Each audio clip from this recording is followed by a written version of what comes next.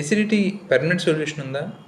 So, acidity అంటే ఏంటంటే, so ఎప్పుడైతే మనం తీసుకునే ఆహారం ఉంటుందో, ఆ ఆహారం మళ్ళీ తిరిగి గొంతులోకి రావటం వల్ల మనకి హార్ట్ బర్న్ అంటే ఛాతీ దగ్గర మంట కింద రావటం జరుగుతుందనమాట. ఎప్పుడైతే ఈ మంట కింద రావటం జరుగుతుందో, అప్పుడు దానివల్ల ఏమవుతుందంటే పేషెంట్ డిస్కంఫర్ట్ ఫీల్ అవ్వటం, దాంతోపాటు తేనిపుల కింద రావటం, అదే పుల్లని తేనిపుల కింద రావటం లాంటివి జరుగుతుంది.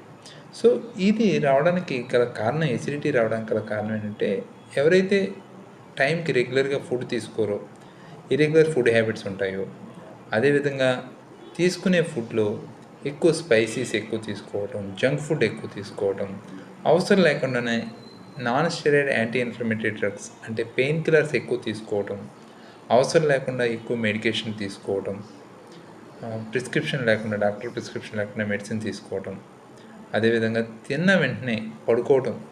తిన్న వెంటనే చాలామంది పేషెంట్లు చెప్తూ ఉంటారు పడుకోవటం.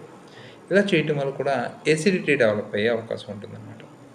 సో, అదేవిధంగా ఎవరైతే ఈ ఎసిడిటీతో సఫర్ అవుతున్నారో మరికొన్ని కారణాలు స్ట్రెస్, యాంగ్జైటీ, అదేవిధంగా తీసుకునే బ్యాడ్ హ్యాబిట్స్ లైక్ ఆల్కహాల్ తీసుకోవడం కానీ, ఆల్కహాల్ ఎక్కువ టేకింగ్ తీసుకున్నా కూడా వాళ్ళకు కూడా ఈ యొక్క ఎసిడిటీ ప్రాబ్లం వచ్చే అవకాశం ఉంటుంది. సో, ఎసిడిటీ ప్రాబ్లం ఉన్నవాళ్ళు ఎలాంటి జాగ్రత్తలు తీసుకుంటే బాగుంటుంది అంటే కనుక, ఖచ్చితంగా టైం టు టైం ఫుడ్ తీసుకోవడం వల్ల చాలా వరకు ఎసిడిటీ ప్రాబ్లమ్స్ తగ్గుతాయి. అదేవిధంగా తీసుకునే ఫుడ్‌లో మోర్ స్పైసీ ఫుడ్ తీసుకోకుండా ఉంటే, అదేవిధంగా తీసుకునే ఫుడ్‌లో ఫైబర్ ఉండేలా తీసుకుంటే కనుక చాలా వరకు ఎసిడిటీని కంట్రోల్ చేయవచ్చు.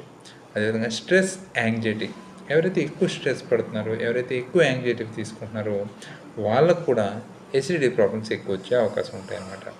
కాబట్టి అదేవిధంగా నిద్ర సరిగ్గా లేకపోవడం, ఇందాక మనం చెప్పుకున్నట్టు ఎవరైతే ఆహారం తీసేసుకుని వెంటనే పడుకుంటారో, సో దానివల్ల ఏమవుతుందంటే తిన్న ఆహారం తిరిగి బ్యాక్ వచ్చేస్తుందన్నమాట. బ్యాక్ వచ్చి త్రోట్ దాకా ఉండటం వల్ల ఎప్పుడైతే స్టమక్‌లో ఉన్న ఈ హైడ్రోక్లోరిక్ యాసిడ్ ఏదైతే ఉందో అది త్రోట్ దాకా స్ప్రెడ్ అయ్యి అక్కడ వరుపు కింద ఫామ్ అయ్యి ఎసిడిటీ ఫామ్ అయ్యే అవకాశం ఉంటుందన్నమాట.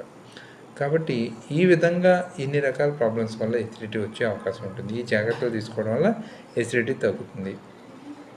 ఎసిడిటీకి చాలా రకాల ట్రీట్మెంట్ తీసుకున్నామండి మాకు, కానీ టెంపరరీగా తగ్గుతుంది, పూర్తిగా తగ్గట్లేదంటే కనుక దానికి హోమియోలో మంచి పరిష్కారం ఉందన్నమాట. ఎవరైతే ఎసిడిటీతో సఫర్ అవుతున్నారో వాళ్ళకి నాట్రమ్ ఫాస్ 66 అనే మందు ఉదయం, మధ్యాహ్నం, సాయంత్రం 3 కూడా 4 మాత్రలు వేసుకోవడం వల్ల చాలా మంచి రిజల్ట్ ఉంటుందన్నమాట.